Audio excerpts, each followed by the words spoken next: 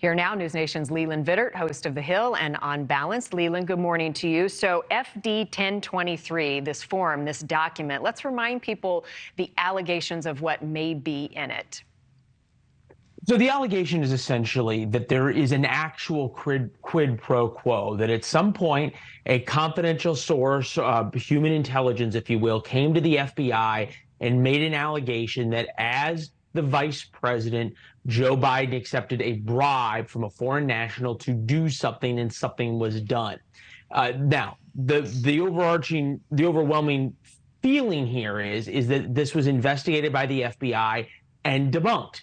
So what James Comer is saying is that I'm not only interested in what's in the form, but I'm also interested in what happened and what the FBI did when investigating the information contained in that form. As far as everyone can tell, and the reporting on this is that the FBI did investigate it and found the allegation of this bribe to be unsubstantiated. Now, obviously, we're going to hear probably from James Comer a little later today whether or not he feels it was unsubstantiated, or whether he feels as though there's other evidence to it, or if the FBI did enough. But so far, there is not an allegation that the FBI has enough information to have connected the dots of what was said in this form with a crime being committed. Right. So we'll see if their meeting today reviewing the document puts this to bed or there are further steps. But the FBI Director Christopher Wray has agreed to let James Comer see the document. However, Comer still plans to hold him in contempt. Can both things be true at the same time? Well, right. You know, Congress holding someone in contempt right now is a little bit like me telling my dog he's not going to get steak tonight or something like that. There's not much meaning to it anymore. The investigative authorities of Congress have continued to go down and down and down. In order for it to be held in contempt and actually matter, you have to have something like what happened to Steve Bannon, where you have to have the Justice Department on the other side of the same party of Congress, then actually try and hold the person in contempt with criminal charges, and then it works its way through the courts and on and on and on.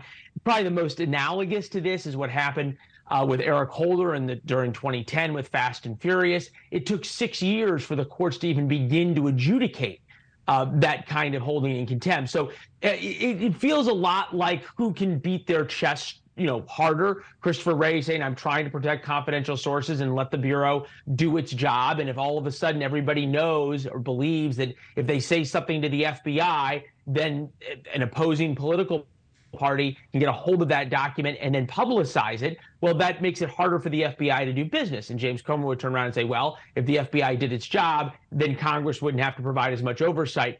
This feels much, much more like the political theater and scoring political points or being able to fundraise off this thing than any kind of meaningful action that's going to actually have some teeth to it. Right. So how do you reconcile an investigation protecting sources and transparency and going after any corruption that may be there?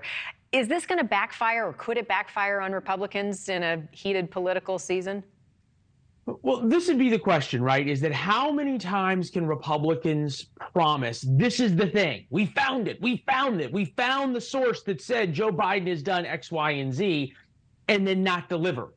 And we've seen this from James Comer a number of times when he's had these press conferences, and you and I were on the air a couple of weeks ago when he came out with the press conference about all of the wire transfers and LLCs and everything else, and not much has come from it. So, okay.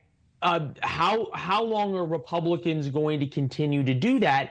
And does it really matter to voters? As you and I talked a couple of weeks ago, it seems to be baked into the voters' view of Joe Biden that this is someone whose family has profited handsomely over the past 3 or 4 decades of his life in public service. There's a reason Hunter Biden has gotten millions and millions of dollars in all of these consulting gigs in jobs and presence, and he can sell his art for a bunch of money. And it's not because anybody thinks Hunter Biden is all that particularly talented. Same with James Biden, the president's brother, who's been involved in a lot of business deals.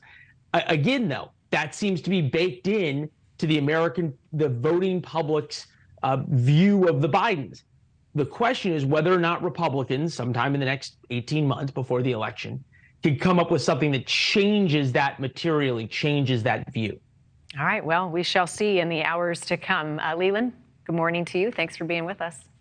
Pleasure. And you can catch Leland weeknights on the Hill at 5 Eastern, 4 Central, and on Balance at 7 Eastern, 6 Central, right here on NewsNation. Thank you for watching. Go to newsnationnow.com to find NewsNation on your television provider. And don't forget to click the red subscribe button below to get more of NewsNation's fact-driven, unbiased coverage.